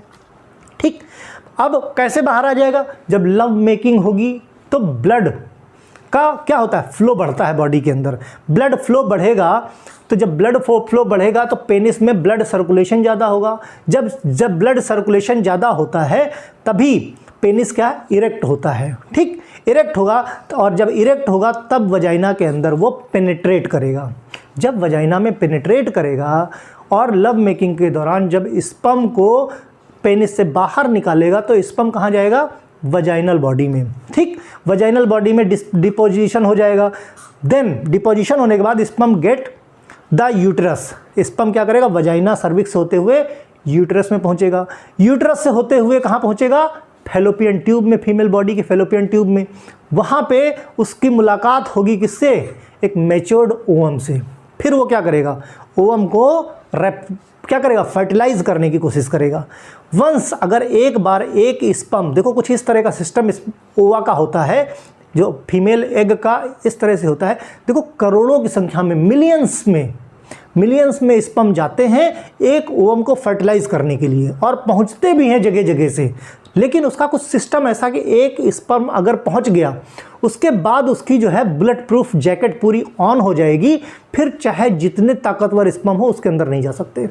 कुछ ऐसा मैकेनिज्म है उसमें, ठीक, ये कौन सा मैकेनिज्म है, ये मैंने रिप्रोडक्टिव सिस्टम में पढ़ा रखा है, ठीक। तो एक बार जब पहुंच गया फिर prevent the entry of other sperm, दूसरे स्पर्म की एंट्री को बंद कर देगा। अब डिपोजिशन ऑफ स्पर्म अगर हो गया तो ये 24 घंटे तक स्पर्म अलाइव रहता है फीमेल बॉडी में। मीन्स 24 घंटे के अंदर अगर इसको ओवम मिल गया, ओवम 24 घंटे के अंदर मिल गया तो ये फर्टिलाइज कर सकता है, पॉसिबिलिटी होती है। ठीक वहीं जो राइपेन ओवम है, एग है, फीमेल एग है, फैलोपियन ट्यूब में जो है, अगर वो पहुंच गया है राइपेंड स्टेज में तो 12 घंटे तक वो फीमेल बॉडी में जिंदा रहता है ओवम, एग, और इंतज़ार करता रहता है स्पर्म का। मीन्स ज़रूरी नहीं है कि फर्टिलाइजेशन के लिए इंटरकोर्स तुरंत होना चाहिए। स्पर्म फीमेल बॉडी के अंदर पहुंच गया तो 24 घंटे तक जिंदा रहेगा और ओवम को सर्च करता रहेगा। अगर ओवम है बॉडी के अंदर, ठीक, तो 12 घंटे तक वो जिंदा रहेगा। उस बीच में अगर इंटरकोर्स होता है या सेक्स होता है तो फिर क्या होगा इस कंडीशन में, इस कंडीशन में अगर स्पर्म रिलीज होता है तो उसको फर्टिलाइज कर सकता है, ठीक। तो functioning of all these organs mechanism depends on the hormone secreted by anterior pituitary, anterior pituitary से, और जो सेक्स गोनैड्स ग्लैंड्स होती हैं जहाँ, जैसे कि टेस्टिस और ओवरी मेल एंड फीमेल में जो होती हैं, इन सब हार्मोन से ये सारी कैरेक्टरिस्टिक रेगुलेट होती है, ठीक। तो ये बात हो गई का है कि मेल रिप्रोडक्टिव सिस्टम और फीमेल रिप्रोडक्टिव सिस्टम। अब सिस्टम समझ गए हो तो अब हम कॉन्ट्रासेप्टिव की बात कर सकते हैं। तो कॉन्ट्रासेप्टिव मेजर्स की बात करें अगर हम, तो कॉन्ट्रासेप्टिव मेजर्स प्रिवेंट करते हैं प्रेगनेंसी को। क्या करते हैं, prevent to plan pregnancy, means pregnancy को आप प्लान कर सकते हो कॉन्ट्रासेप्टिव का यूज़ करके। अनवांटेड या अनडिजायर्ड प्रेगनेंसी से बचा जा सकता है। तो the basis of using these methods having the sexual pleasure pregnancy is avoided, means sexual pleasure भी मिल सकता है और प्रेगनेंसी भी अवॉइड की जा सकती है इन स्टेप्स का इस्तेमाल करके। फॉलोइंग मेथड्स हैं, फैमिली प्लानिंग के कुछ मेथड्स हैं, जैसे rhythm method using safe period, इसमें क्या सेफ पीरियड। दूसरा coitus interrupt, chemical contraceptive, mechanical contraceptive, oral contraceptive and sterilization. तो ये इतने स्टेप्स हैं जो कॉन्ट्रासेप्टिव मेजर्स में हमको पढ़ने हैं। वन बाय वन शुरू करते हैं। पहला है rhythm method using safe period. इस केस में हम किसी भी डिवाइस का इस्तेमाल नहीं करते हैं। इस केस में सेफ पीरियड का इस्तेमाल करते हैं, जिस टाइम पे सेक्सुअल इंटरकोर्स सेफ हो, मींस प्रेगनेंसी नहीं होगी, उसका इस्तेमाल उसके लिए कुछ sexual intercourse does not lead pregnancy, इस टाइम पे अगर सेक्स किया जाए तो प्रेगनेंसी नहीं होगी। उसके लिए क्या है, pregnancy occurs when both ovum and sperm. Pregnancy कब होगी, जब ओवम और स्पर्म दोनों मैच्योर्ड स्टेज में अवेलेबल हो, तभी फर्टिलाइज कर सकते हैं दूसरे को। मैच्योर्ड ओवम रिलीज कहाँ से होगा, मेंस्ट्रुअल साइकिल में होगा, ठीक। मेंस्ट्रुअल साइकिल में कब होगा, लगभग 14वें दिन, 14th डे पे मैच्योर्ड ओवम रैप्चर होता है या रिलीज होता है, जो पोटेंशियली फर्टाइल होता है। इसका मतलब ओनली फॉर 2 days, 2 दिन के लिए जो फर्टाइल होता है। कौन कौन सा दिन, before ovulation duration sperm capacity, the day of ovulation means जिस दिन ओवुलेशन हुआ है वो दिन, और एक दिन बाद, 1 डे आफ्टर ओवुलेशन, क्योंकि ओवा क्या 12 घंटे के लिए बॉडी के अंदर रहता है। तो जब ओवा है मैच्योर्ड स्टेज में है तो सबसे ज़्यादा प्रोबेबिलिटी होती है किसकी? सबसे ज़्यादा प्रोबेबिलिटी होती है किस चीज़ की? प्रेगनेंसी की। ठीक, एग स्टिल फर्टिलाइज। तो due to the variation of total period of menstruation, अलग अलग फीमेल्स में मेंस्ट्रुएशन का जो पैटर्न है वो अलग अलग रहता है, उसके बेस पे निकाला गया it can be said that 9th to 18th day of menstruation, menstrual cycle के 9वें से लेके 18वें दिन तक, इसको बोलते हैं फर्टाइल फेज। मीन्स 1 से लेके 28 दिन का मेंस्ट्रुअल फेज होता है, मेंस्ट्रुअल साइकिल होता है। ठीक, 1 से 28 दिन का ये टाइम होता है। ठीक, उस टाइम पे 9 से लेके 18 दिन का जो फेज़ होता है उसको फर्टाइल फेज़ बोलते हैं। इस बीच में अगर किसी कॉन्ट्रासेप्टिव को यूज़ किए बिना अगर सेक्स किया गया, सेक्सुअल इंटरकोर्स में आप आते हैं तो प्रेगनेंसी होने के चांसेस बहुत ज़्यादा हो जाते हैं, इसीलिए इसको बोलते हैं अनसेफ पीरियड। क्वेश्चन MCQ का क्या है? MCQ का क्वेश्चन अनसेफ पीरियड कौन सा है? तो 9th से 18th डे। ठीक, फिर बचे क्या? The remaining day of the cycle. इसके बाद जो टाइम बचता है वो टाइम होता है कैसा? Safe period. कौन सा बचेगा? 1 से 8 दिन, 1 to 8 डे। फिर क्या बचेगा? 19 से 9 से 18 फर्टाइल हो गया, तो इसके पहले का यानी 1 से 8 और 18 के बाद क्या था? 19 से 28 दिन। ये पीरियड हो जाता है सेफ पीरियड। यानी क्या हुआ? ये सेफ पीरियड हुआ। इस टाइम पे अगर सेक्सुअल इंटरकोर्स किया गया तो प्रेगनेंसी होने के चांसेस बिल्कुल भी नहीं होते हैं। इसी को बोलते हैं rhythm period, safe using safe period, यानी 1 से 8 दिन, 9 से 28 दिन, ये that is called safe period, यानी इनफर्टाइल फेज। ठीक, फिर नेक्स्ट आप फर्टाइल फेज कैसे डिटरमाइन करेंगे भाई? एग्जैक्टली तो ये अलग अलग होता है ना। तो बर्थ कंट्रोल के लिए सिंपली वोमेन जो मेंस्ट्रुएशन होता है उनका एक कंपैरेटिव रेगुलरिटी होता है 1 से 28 दिन, लेकिन सभी का अलग अलग होता है, सभी फीमेल्स का अलग अलग होता है। ऐसा तो फिक्स है नहीं कि 1 से 28, ये वेरी करता रहता है। तो इसलिए इसको क्या है, डिटरमिन करने के लिए 2 क्राइटेरिया किए गए हैं। एक तो computation of fertility days possible only if the menstruation data at least 1 year. किसी भी औरत का अगर फर्टाइल फेज बताना है तो उसके लिए कम से कम 1 साल का डेटा होना चाहिए। कब मेंस्ट्रुएशन साइकिल 1 से कितने दिन तक चला, इसके लिए 1 साल का डेटा इकट्ठा होगा, तब जाके 2 मेथड जिसको बोलते हैं कैलेंडर मेथड, दूसरा है वेकिंग टेम्परेचर मेथड। इन 2 मेथड से फर्टाइल फेज के बारे में बताया जा सकता है, लेकिन उसके लिए क्या, एटलीस्ट 1 साल का डेटा चाहिए मेंस्ट्रुएशन का। ठीक, तो पहला तो कैलेंडर मेथड है जो बताया मैंने, है ना। 1 से 8 और 18 से 28 सेफ पीरियड होता है, और इसके बीच का जो अनसेफ पीरियड होता है 9 से लेके 18 दिन का। ठीक, तो वो अनसेफ पीरियड हो गया, यानी फर्टाइल फेज हो गया। ये तो कैलेंडर मेथड हो गया, तो पता है। दूसरा क्या, waking temperature method. Waking temperature method जो सेकेंड मेथड है, इसमें टाइम ऑफ ओवुलेशन डिटरमाइन किया जाता है बॉडी टेम्परेचर। उस टाइम पे बॉडी का टेम्परेचर थोड़ा सा बढ़ जाता है, बेसल बॉडी टेम्परेचर इंक्रीज हो जाता है डेली। BBT, अब इसके लिए क्या, कई महीनों तक मेंस्ट्रुअल साइकिल में कई महीनों तक ये एक चार्ट डेवलप किया जाता है, बेसल बॉडी टेम्परेचर BBT जिसे बोलते हैं। इसको उठने के समय नोट किया जाता है रोज का। तो आपको दिखेगा कि ओवुलेशन के टाइम पे बॉडी का जब कार्पस ल्यूटियम जो है क्या करता है, कार्पस ल्यूटियम जब सिक्रीट करता है प्रोजेस्टेरॉन को, समझे, जब सिक्रीट करेगा तो उस टाइम पे बॉडी का टेम्परेचर बढ़ जाता है। तो ये कैसे पता चलेगा, जब डेली आप क्या करोगे, उठने के बाद टेम्परेचर मेंटेन नोट किया जाएगा, तो नोट करने पे पता चलेगा कि ओवुलेशन के टाइम पे टेम्परेचर बढ़ा हुआ मिलता है। ठीक, तो इस तरह से फर्टाइल और नॉन फर्टाइल फेज पता लगाया जा सकता है। दूसरा है क्वाइटस इंटरप्ट्स। क्वाइटस इंटरप्ट्स क्या है, ये एक मेथड होता है, बहुत ओल्ड मेथड है बर्थ कंट्रोल का। जब कॉन्ट्रासेप्टिव्स वगैरह नहीं चला करते थे एंशिएंट टाइम पे, उस टाइम पे होता क्या था, इसको विड्रॉल मेथड भी बोलते हैं। मीन्स जब सेक्सुअल इंटरकोर्स किया जाता है तो एट टाइम ऑफ इजेक्शन, जब इजेक्शन यानी एंड पॉइंट आना होता है, उसी टाइम पे जो मेल्स होते हैं वो पेनिस को वजाइना से बाहर निकाल देते हैं और जो डिस्चार्ज है, स्पर्म डिस्चार्ज, वो वजाइना के बाहर होता है। तो जब वजाइना के अंदर स्पर्म गए नहीं तो प्रेगनेंसी का कोई चांस नहीं। ठीक, तो penis is withdrawn from the vagina at time of ejaculation. ठीक, लेकिन अच्छा, एडवांटेज क्या है? किसी तरह का कोई अप्लायंसेस यूज़ नहीं करना है। डिसएडवांटेज इसके बहुत सारे हैं। ये मेथड नॉन रिलायबल है, मीन्स विश्वसनीय नहीं है। क्यों? क्योंकि अब जिस समय इंटरकोर्स कर रहे हैं, अगर थोड़ा बहुत भी इजाकुलेशन हो गया तो फर्टिलाइजेशन हो सकता है। दूसरा, इसके अगर एक ड्रॉप भी, a drop of semen containing spermatozoa before ejaculation, एक ड्रॉप भी अगर इजाकुलेशन से पहले अगर स्पर्म वजाइना के अंदर चला गया तो फर्टिलाइजेशन हो जाएगा।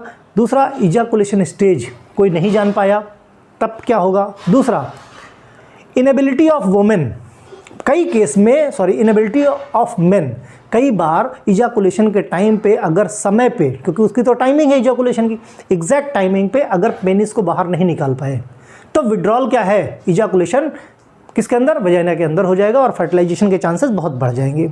Ejaculation eight close enough the external and sex, देखो क्या है, फीमेल की वजाइना और मेल्स का पेनिस इजाकुलेशन के टाइम पे उनका कॉन्टेक्ट क्लोज रहता है, तो उस टाइम पे हो पाएगा, बाहर नहीं हो पाएगा, इसके चांसेस बहुत कम रहते हैं। दूसरी बात यह है कि ऐसा करने से जो फीमेल पार्टनर है या मेल पार्टनर है, इनके अंदर सेटिस्फैक्शन नहीं होता, सेक्सुअल सेटिस्फैक्शन नहीं मिलता, जिसकी वजह से फ्रस्ट्रेशन होने के चांसेस बहुत ज़्यादा होते हैं। ये कुछ डिसएडवांटेज हैं क्वाइटस इंटरप्ट्स के। ठीक, ये मेथड हुआ।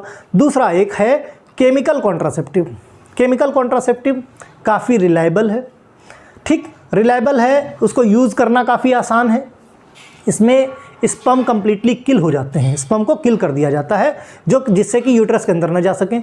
जैसे पेस्ट एंड जेलीज, इंटरकोर्स के कुछ पेस्ट और जेली, जैसे टैबलेट और पेस्ट हुआ, एप्लीकेटर होता है, एप्लीकेटर से पेस्ट और जेली को वजाइना के अंदर लगा लिया जाता है कुछ समय पहले, इंटरकोर्स के कुछ समय पहले, जिसका स्पर्मिसाइडल एजेंट, स्पर्मिडाइसाइडल एक्शन होता है। मीन्स जब इंटरकोर्स होगा, इजाकुलेशन के दौरान जो भी स्पर्म उस केमिकल के कांटेक्ट में आएगा वो ट्रैप होके मर जाएगा, मीन्स यूट्रस तक नहीं पहुंचेगा। दूसरा, सॉल्युबल टैबलेट या पेसेसरीज होती हैं।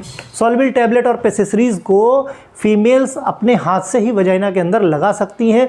बॉडी टेम्परेचर पे ये मेल्ट होके एक लेयर बना लेता है, जिससे कि स्पर्म अंदर नहीं जा पाता। दूसरा, एरोसॉल या फोम टैबलेट, ये फोम जनरेट करता है, जैसे साबुन का फोम होता है, उस तरह का फोम होता है। तो इजाकुलेशन जब होता है तो स्पर्म क्या है, उसकी वजह से किल हो सकता है, लेकिन इंटरकोर्स में जाने के 5 मिनट पहले, ताकि दवा का असर, भाई दवा खाओ ताकि असर हो सके ना, तो 5 मिनट पहले ये करते हैं और बॉडी टेम्परेचर पे ये क्या करते हैं, मेल्ट हो जाते हैं और एक तरह से बैरियर का काम करते हैं, स्पर्म यूट्रस में नहीं जा पाता। भाई कोई भी कॉन्ट्रासेप्टिव है, उसका एक ही काम है, किसी भी तरह से स्पर्म को यूट्रस तक जाने से रोकना, चाहे उसको मार दो चाहे पकड़ लो। ठीक, फिर इसका एडवांटेज की बात करें, these are easy to obtain, simple use, भाई जाहिर सी बात खुद फीमेल्स लगा सकती हैं।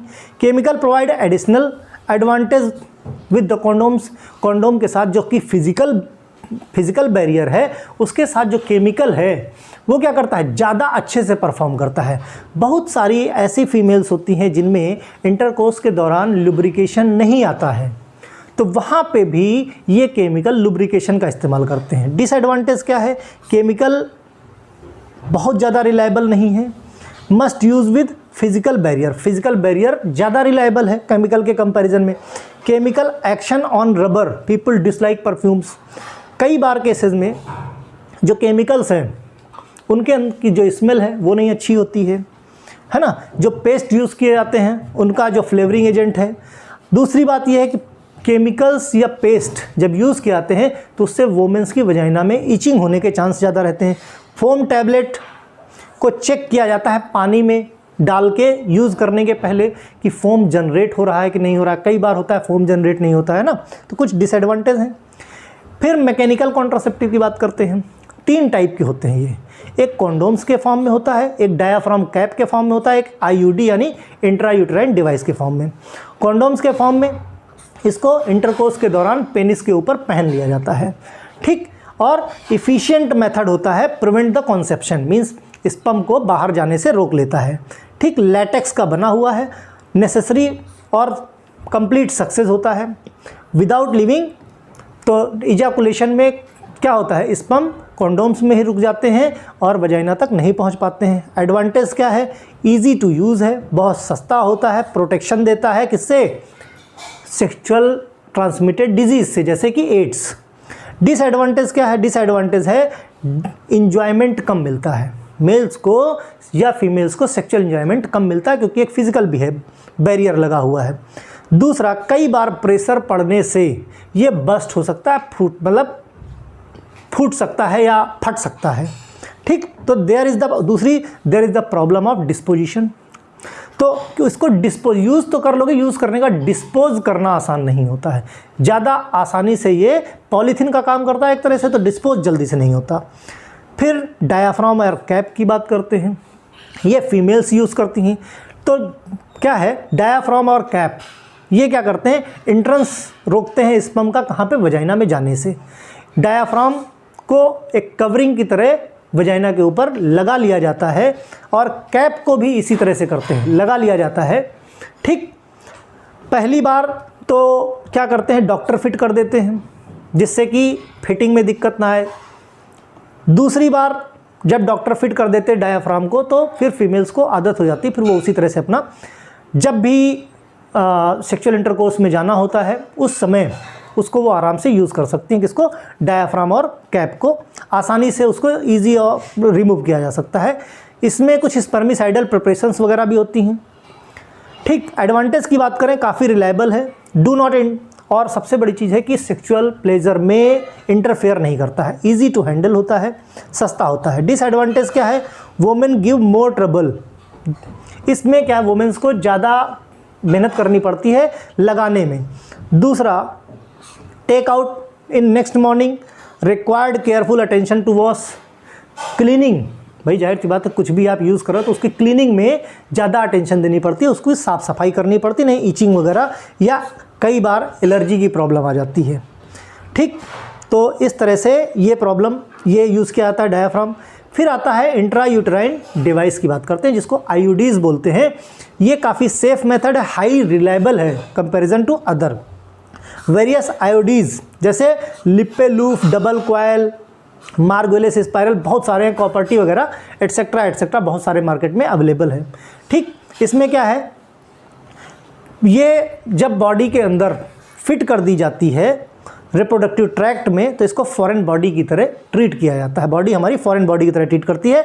One the possibility of the mechanism of action, इसमें क्या है, फर्टिलाइजेशन तो ओवम का होता है लेकिन इम्प्लांटेशन यूट्रस में नहीं होता, क्योंकि ये फील होता है, आईयूडी लगा दी जाती है, ये लगता है कि वहाँ पे इम्प्लांटेशन तो ऑलरेडी हो चुका है, तो दोबारा इम्प्लांटेशन नहीं होता, जिससे कि प्रेगनेंसी नहीं होती है। एंडोमेट्रियल बिहेवियर, ऑलरेडी वहाँ पे क्या लगा हुआ है, आईयूडी लगी हुई है, इंट्रायूटेराइन डिवाइस जैसे कॉपर्टी लगी, ऑब्जर्व किया जाता है, किसी तरह का कोई इफेक्ट ओवुलेशन पे मेल या फीमेल पे नहीं पड़ता, वो एज इट इज़ होता रहता है, बट इम्प्लांटेशन नहीं हो पाता। जब इम्प्लांटेशन नहीं होगा तो फीटस का डेवलपमेंट नहीं होगा। IUD produce endometrial changes, mainly area immediately beneath device making unable to plant zygote get expelled. Means endometrium के वॉल पे जहाँ पे आईयूडी फिट कर दिया गया है वहाँ पे जाइगोट का इम्प्लांटेशन नहीं होता है। Copper T is now widely medicated, जैसे कॉपर्टी बहुत ज़्यादा मेडिकेटेड भी है, यूज़फुल भी है, उसकी टेल पे नाइलॉन थ्रेड लगा हुआ होता है कॉपर्टी की। उससे फ़ायदा ये होता है कि लगाने के बाद निकालने में क्या किसी तरह कोई सर्जरी नहीं करनी, वही थ्रेड पकड़ के खींच लिया जाता है, तो निकालने और लगाने में काफ़ी आसानी होती है, ठीक, ईजिली टू रिमूव। एडवांटेज की बात करें, बहुत सस्ता है, रिलायबल है, आराम से फिट हो जाता है और कई साल तक देता है, सेक्सुअल प्लेजर में किसी तरह का कोई इम्पैक्ट नहीं होता। डिसएडवांटेज की बात करें, साइड इफ़ेक्ट क्या है, इर्रेगुलर या हैवी ब्लीडिंग कई बार केसेस में होती है, बैक एक, कमर में दर्द हो सकता है, पेन ऑफ पेल्विस हो सकता है, ठीक। तो दूसरा क्या है, कुछ वुमेन्स अनकंफर्टेबल फील करती हैं आईयूडी लगाने में। लास्ट है ओरल कॉन्ट्रासेप्टिव। ओरल कॉन्ट्रासेप्टिव, इसमें हार्मोनल रोल होता है, हार्मोन्स की बनी हुई पिल्स होती हैं जिसको रेगुलर वे में खाना पड़ता है। ओवुलेशन एंड फर्टिलिटी इनहिबिटिंग, इसमें ओवुलेशन और फर्टिलिटी दोनों इनहिबिटिंग फीचर्स होते हैं। ये ओवेरियन स्टेरॉयड बोले जाते हैं और लंबे समय तक असर करते हैं। जैसे प्रोजेस्टिन और एस्ट्रोजन स्टेरॉयड जो होते हैं, इनको वुमेन्स को टैबलेट के फॉर्म में दिया जाता है for change her body chemistry. इनको लेने से बॉडी में बहुत तरह के चेंजेस भी आ जाते हैं, कुछ को सूट करता है, कुछ को नहीं सूट करता है। अब ये लेने से ओवुलेशन नहीं होगा। भाई जाहिर सी बात, प्रोजेस्टेरॉन और एस्ट्रोजन कंप्लीट इन्हीं का काम है, चाहे ओवुलेशन में हो, चाहे इम्प्लांटेशन में हो, चाहे एंडोमेट्रियम फॉर्मेशन में हो। जब इसी में इम्बैलेंस कर दिया, यही होता है, टैबलेट के फॉर्म पिल्स ले लिया और उसका इम्बैलेंस कर दिया, जैसे मालाडी वगैरह हुई, है ना। तो जो पैकेट्स होते हैं वो 28 पिल्स के पैकेट मोस्टली होते हैं जो सप्लाई किए जाते हैं, और डेली पर डे एक टैबलेट, एक पिल लिया जाता है स्टार्ट फ्रॉम 5th डे, यानी जो ब्लीडिंग पीरियड होता है 5वां दिन, उस दिन से खाना उसको शुरू करते हैं। और स्टॉप मेंस्ट्रुअल फ्लो, तब तक खाते हैं जब तक कि मेंस्ट्रुअल फ्लो स्टॉप नहीं होता नेक्स्ट में। Pills act the inhibition ovulation, pills क्या करती है, ओवुलेशन को इनहिबिट, ओवा एग नहीं बनने देगी। जब एग नहीं बनेगा तो प्रिवेंट मैचुरेशन, अगर बन भी गया तो उसका मैचुरेशन नहीं होने देगी, जिससे ओवुलेशन का प्रोसेस जो है वो बंद हो जाता है। ठीक, तो अनदर पॉसिबल मैकेनिज्म इसमें क्या है, वेरी थिन एंडोमेट्रियम, एंडोमेट्रियम का फॉर्मेशन ही नहीं हो पाएगा, जिसकी वजह से जो फर्टिलाइज्ड ओवम होगा वो इम्प्लांट नहीं होगा, जिससे कि एंडोमेट्रियम की जो हिस्टोलॉजी है वही पूरी चेंज हो जाएगी। ठीक, इंटरफेयरिंग मेन चीज़ क्या है, इम्प्लांटेशन। इम्प्लांटेशन नहीं होगा तो प्रेगनेंसी नहीं होगी। कई बार होता है एक फर्टिलाइज होता है, अगर इम्प्लांटेशन प्रॉपर नहीं हुआ, या कई बार ऐसा होता है कि एक बार कोई फीमेल प्रेग्नेंट हुई, फिर कुछ दिन के बाद क्या है, प्रेगनेंसी अबॉर्ट हो जाती है। वो कैसे हो जाती है, फर्टिलाइजेशन हुआ, इम्प्लांटेशन हुआ, लेकिन एंडोमेट्रियम जहाँ पे वो इम्प्लांट होती, जहाँ पे वो चिपक के पूरा 9 महीना बिताता है फीटस, वो एंडोमेट्रियम बहुत अच्छे से नहीं बन पाई थी। उसकी जो थिकनेस होनी चाहिए, जो मजबूती होनी चाहिए, वो मजबूत नहीं थी, जिसकी वजह से वो ब्रेक हो जाती है और क्या हो जाता है, एबॉर्शन हो जाता है, सेल्फ एबॉर्शन कई बार केसेस में। ठीक, तो oral contraceptive inhibit the usual function of ovary and combine the action of estrogen and progesterone. Oral contraceptive estrogen और प्रोजेस्टेरॉन के बने हुए होते हैं जो ओवरी के फंक्शन को, इम्प्लांटेशन को क्या करते हैं, डिस्टर्ब कर देते हैं। एडवांटेज क्या है, रिलायबल मेथड है, एक बार यूज़ कर लिया, कोई डॉक्टर ने प्रिस्क्राइब कर दिया तो दोबारा प्रिस्क्रिप्शन की ज़रूरत नहीं है, बार बार उसका यूज़ किया जा सकता है। सेक्सुअल प्लेजर में किसी तरह का कुछ इंटरफेयर नहीं होता। डिसएडवांटेज की बात करें, पिल्स की वजह से हेडेक हो सकता है, पेन हो सकता है, अनहेल्दी फीलिंग हो सकती है, और बहुत ज़्यादा लेजीनेस हो सकती है, बॉडी वेट बहुत ज़्यादा बढ़ सकता है, और पिल्स कई बार कैंसरस भी हो सकती हैं। ठीक, तो नेक्स्ट है हमारा स्टरलाइजेशन, लास्ट है स्टरलाइजेशन। आसान है, स्टरलाइजेशन मतलब ये कर दिया तो प्रेगनेंसी हो ही नहीं सकती, मीन्स सबसे मोस्ट रिलायबल, सबसे ज़्यादा फिट। जैसे मेल्स के केस में क्या करते हैं, वास्ट डिफरेंस का काम होता है स्पर्म को ओवरी से लेके जाना, ठीक, सॉरी टेस्टिस से स्पर्म को लेके जाना, है ना। दिस ऑपरेशन, इसमें क्या करते हैं, जो वास्ट डिफरेंस रहता है जो हमने दिखाया था फिगर में, उसमें कट लगा देते हैं, वो कट लगा के सील कर देते हैं। उससे होगा क्या, स्पर्म तो जनरेट होगा लेकिन वो वास्ट डिफरेंस से आगे नहीं जा पाएगा, इजैकुलेशन डक्ट में नहीं जाएगा। तो अब इजैकुलेशन तो होगा, सीमेन तो निकलेगा, लेकिन स्पर्म नहीं निकलेगा। तो ये कंप्लीट, जब स्पर्म ही नहीं निकलेगा तो प्रेगनेंसी का चांस ही नहीं हुआ। ठीक, तो स्पर्म यूरेथ्रा में पहुंचेगा नहीं, जिससे कि इजैकुलेशन होगा, लेकिन उस इजैकुलेशन में स्पर्म काउंट बिल्कुल नहीं होगा। ठीक, ये तो हो गई मेल की बात। फिर फीमेल की बात करते हैं। फीमेल के केस में ट्यूबेक्टोमी बोलते हैं। अच्छा हाँ, इसमें क्या है, वैसेक्टोमी में मेल्स के केस में हल्का सा कट लगता है, कुछ सेकंड का ऑपरेशन होता है, जो स्क्रोटल सैक होता है जिसमें टेस्टिस की जो कवरिंग होती है उसमें हल्का सा कट लगाते हैं। कट लगाने के बाद जहाँ से ओवरी से वास्ट डिफरेंस निकलता है वो जैसे दिखा वहीं पे उसको क्या करते हैं, कट करके सील कर देते हैं। तो कुछ मिनट कि ये सर्जरी होती है, बहुत माइनर सी होती है, किसी तरह की फ्यू मिनट में ही ये कंप्लीट परफॉर्म हो जाती है। लेकिन वहीं फीमेल्स की बात करें तो मेजर ऑपरेशन करना पड़ता है। वहाँ पे ट्यूबेक्टोमी बोलते हैं इसको, ट्यूबेक्टोमी बोलते हैं दिस ऑपरेशन। इसमें क्या, फेलोपियन ट्यूब। अब फेलोपियन ट्यूब क्या है, फेलोपियन ट्यूब फीमेल के अंदर होती है, इसका मतलब मेजर सर्जरी करनी पड़ती है। ये करने के लिए इसमें क्या है, या तो फेलोपियन ट्यूब को पूरी तरह से रिमूव कर दिया जाता है, या फिर फेलोपियन ट्यूब को या यूटेराइन ट्यूब जो होती है उसके कुछ पोर्शन को कट कर दिया जाता है, कट करके सील कर दिया जाता है, जिसकी वजह से अब फेलोपियन ट्यूब है, यहाँ से ओवम निकलेगा लेकिन फेलोपियन ट्यूब से यूट्रस तक पहुँच ही नहीं पाएगा, रास्ता बंद हो गया। इधर से वजाइना के थ्रू स्पर्म गया लेकिन ओवा तक नहीं पहुंचा। बीच में क्या है, जैसे पुल बनते हैं तो बीच में अगर खाली तो इधर वाले इधर खड़े रहेंगे, इधर वाले इधर खड़े रहेंगे, कोई क्रॉस नहीं कर पाएगा ब्रिज को। तो इस प्रोसेस को बोलते हैं ट्यूबेक्टोमी, ट्यूब को कट कर दिया गया, ठीक। उसके बाद जोड़ दिया जाता है। इसमें जो है पेशेंट को हॉस्पिटलाइज होने की ज़रूरत पड़ती है, लेकिन वैसेक्टोमी में जहाँ वास्ट डिफरेंस को कट करते हैं वहाँ पे किसी तरह के हॉस्पिटलाइजेशन की ज़रूरत नहीं पड़ती है। तो इस मेथड को बोलते हैं स्टरलाइजेशन। इस तरह से ये जो है आपका पूरी तरह से पहला कौन सा पार्ट, हमारा डेमोग्राफी एंड फैमिली प्लानिंग ख़त्म होता है। नेक्स्ट वीडियो में हम लोग मदर एंड चाइल्ड हेल्थ और इम्पोर्टेंस रोल ऑफ फार्मासिस्ट के बारे में बात करें।